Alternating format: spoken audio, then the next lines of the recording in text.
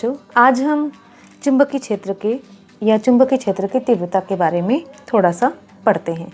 इसे चुंबकीय प्रेरण क्षेत्र भी कह सकते हैं, यानी मैग्नेटिक इंडक्शन फील्ड भी कह सकते हैं। क्योंकि हमको पता है कि किसी चुंबक के चारों ओर का वह क्षेत्र जिसमें अगर कोई चुंबकीय ध्रुव आकर्षण या प्रतिकर्षण बल का अनुभव करता है, ठीक है, तो चुंबकीय क्षेत्र कहलाता है। यानी किसी चुंबक के चारों ओर का वह क्षेत्र जहाँ तक उसका प्रभाव होता है वह चुंबकीय क्षेत्र कहलाता है। और यहीं पर इसके चुंबकीय क्षेत्र यानी वाले एरिया में यदि हम कोई चुंबकीय ध्रुव रख देते हैं, कोई चुंबकीय ध्रुव दूसरा, तो वह आकर्षण या प्रतिकर्षण बल का अनुभव करता है। अगर एन ध्रुव रखेंगे तो आकर्षण बल का प्रतिकर्षण बल का अनुभव करेगा, अगर एस रखेंगे तो वह जो है प्रतिकर्षण बल का अनुभव करेगा। इस प्रकार से रखेंगे तो वही चीज़ है। इस कहने का तात्पर्य यह है कि किसी चुंबक के चारों ओर का वह क्षेत्र जहाँ तक उसका प्रभाव होता है चुंबकीय क्षेत्र कहलाता है। क्लियर?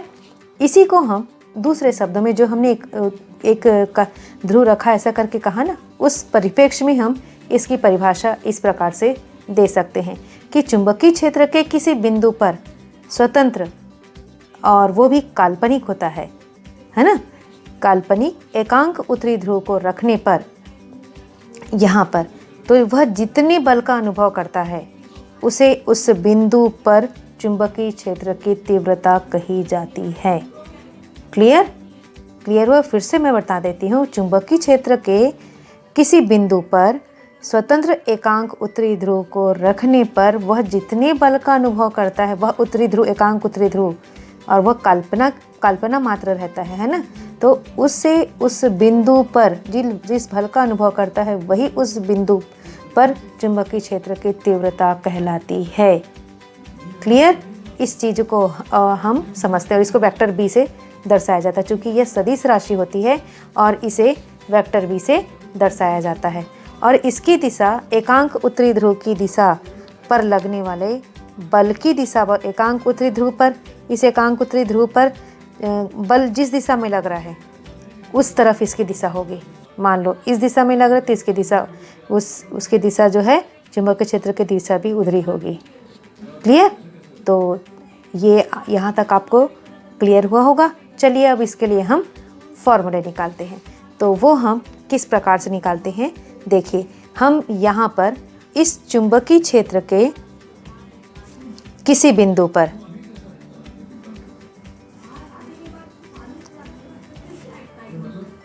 एक हम स्मॉल एम जीरो ध्रुव प्राबल्य या प्रबलता मैंने लिख दिया, एक ही है वो वाले एक काल्पनिक ध्रुव है। जैसे हम इलेक्ट्रोस्टैटिक में, स्थिर वैद्युत में हम परीक्षण आवेश लेते थे ना, सेम वैसे ही हम यहाँ पर यह परीक्षण ध्रुव लिए। ठीक है? उस परीक्षण ध्रुव पर लगने वाला बल को हम देखते हैं। तो वह लगने वाला बल हम F से बल को डिनोट करते हैं, है ना? ठीक है? और वो भी एक सदिश राशि होती है। तो इस कंडीशन में हम उस बिंदु पर चुंबकीय क्षेत्र की तीव्रता का मान निकाल सकते हैं।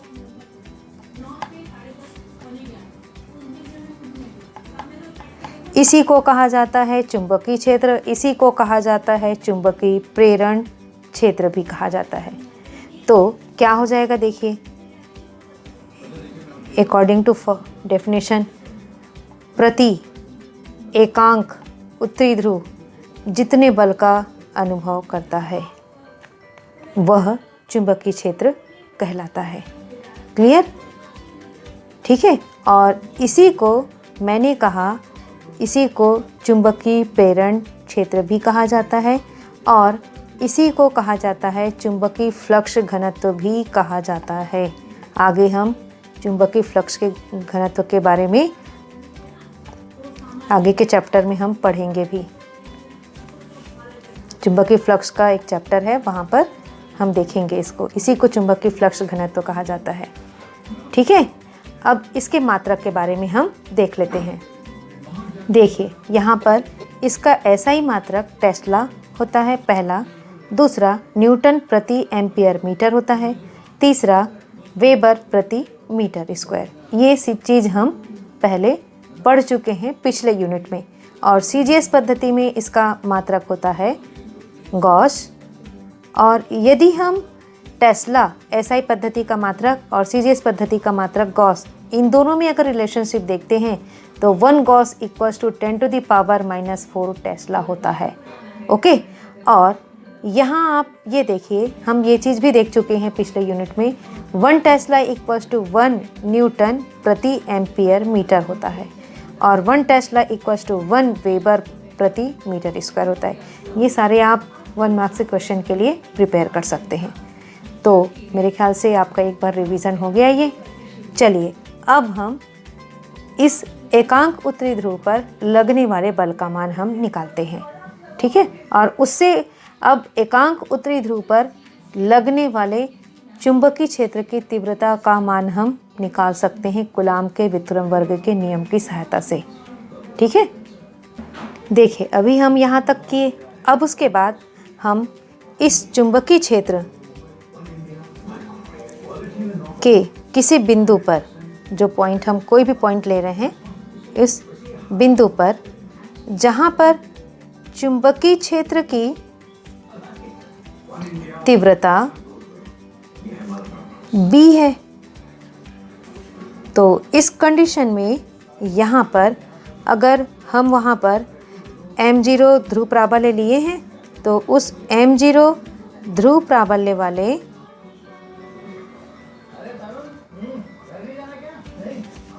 वाले स्वतंत्र एकांक उत्तरी ध्रुव या स्वतंत्र उत्तरी ध्रुव भी कह सकते हैं या स्वतंत्र ध्रुव भी कह सकते हैं, पर लगने वाला बल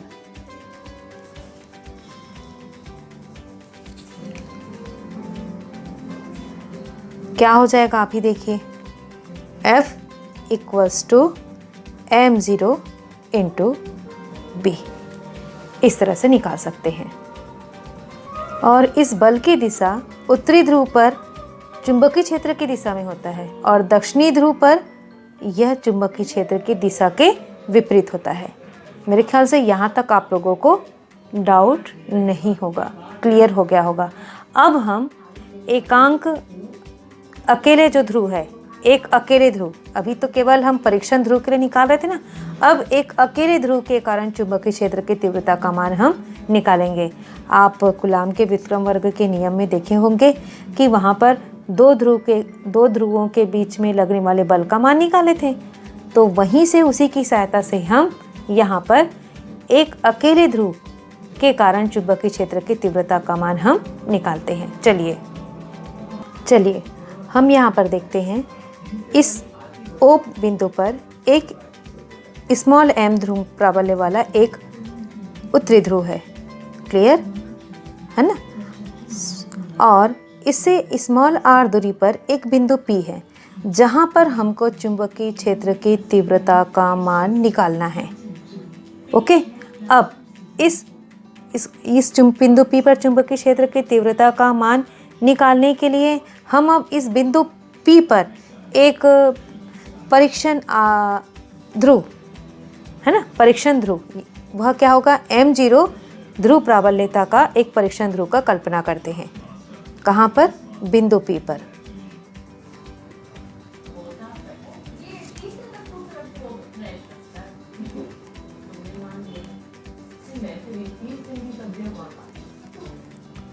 क्लियर। अब हम इन दोनों के बीच पर, यानी कहाँ पर, इस परीक्षण ध्रुव m0 पर लगने वाले बल का मान हम निकाल सकते हैं। चलिए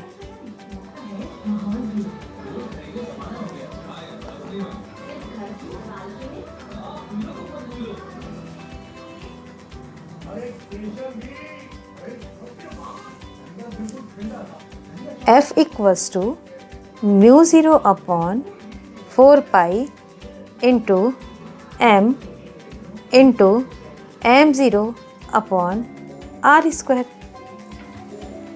ओके, इस प्रकार से हम इसको बता सकते हैं, किससे? कूलाम के व्युत्क्रम वर्ग के नियम से। अब हमको यहाँ पर चुंबकीय क्षेत्र की तीव्रता का मान निकालना है इस बिंदु P पर। तब हम क्या करेंगे?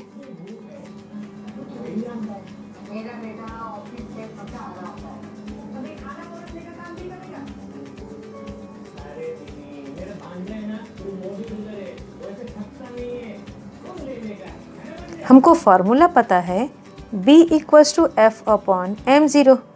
ये वेक्टर फॉर्म में हम देखे थे, यहाँ पर भी आप वेक्टर फॉर्म में कर लीजिए। वेक्टर फॉर्म में जब हम करेंगे तो यहाँ पर हम केवल एक यूनिट वेक्टर लेंगे।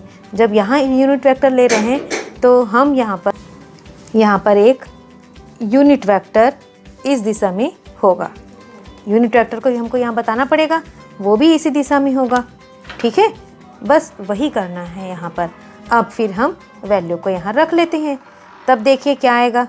वेक्टर B = μ0, किसकी वैल्यू रखेंगे? F की वैल्यू। μ0/4π × m × m0 नीचे में m0 है, ये दोनों कैंसिल हो गया और क्या बचा यहाँ पर? r। ठीक है, यूनिट वेक्टर। तो हम इसको अरेंज करके लिख लेते हैं। वेक्टर B = μ0/4π × यहाँ पर r² भी है ना ये, तो इंटू क्या बच जाएगा? m/r² × r। ये आ गया आपका एक अकेले ध्रुव के कारण चुंबकीय क्षेत्र की तीव्रता का मान। ओके, आपको मेरे ख्याल से यहाँ तक क्लियर हो गया होगा। ठीक है, अगर कूलाम के व्युत्क्रम वर्ग का नियम समझ में आया तो आप इसको कर सकते हैं। ठीक, थैंक यू। साथ हम एक समान चुंबकीय क्षेत्र को भी देख लेते हैं। एक समान चुंबकीय क्षेत्र से मतलब यही है कि एक समान चुंबकीय क्षेत्र उस चुंबकीय क्षेत्र को कह सकते हैं जिसके हर एक बिंदु पर चुंबकीय क्षेत्र की तीव्रता का मान एक समान होता है। मतलब इस प्रकार से यहाँ पर चुंबकीय क्षेत्र रेखाएं जो हैं वो इस प्रकार से रहेंगी, यानी चुंबकीय बल रेखाएं या क्षेत्र रेखाएं एक दूसरे के समानांतर होंगी और सेम डिस्टेंस पे होंगी। ठीक है, तो ये जो है यहाँ पर हर एक पॉइंट पर, इस चुंबकीय क्षेत्र में हर एक पॉइंट पर चुंबकीय क्षेत्र की तीव्रता का मान एक समान होगा और चुंबकीय क्षेत्र की दिशा इस साइड में इस तरह से यहाँ पर दर्शाएंगे। तो ये हो गया एक समान चुंबकीय क्षेत्र। ओके, देख लीजिए आप ये।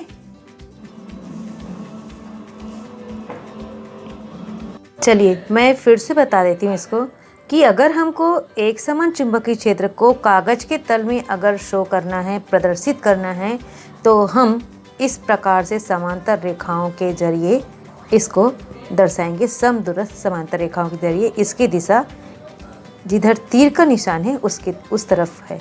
ओके, अब हम अगर यही चुंबकीय क्षेत्र जो है वह कभी कागज के तल के लंबवत अंदर की ओर भी हो सकता है और बाहर भी हो सकता है, तो उसको हम इस तरह से प्रदर्शित कर सकते हैं इन दोनों ऑप्शन से। अगर हम वहाँ पर इस प्रकार डॉट डॉट अगर वहाँ शो किए हैं, इसका मतलब हम ये बता सकते हैं कि एक समान चुंबकीय क्षेत्र वहाँ पर कागज के तल के लंबवत बाहर की ओर होगी इस प्रकार से।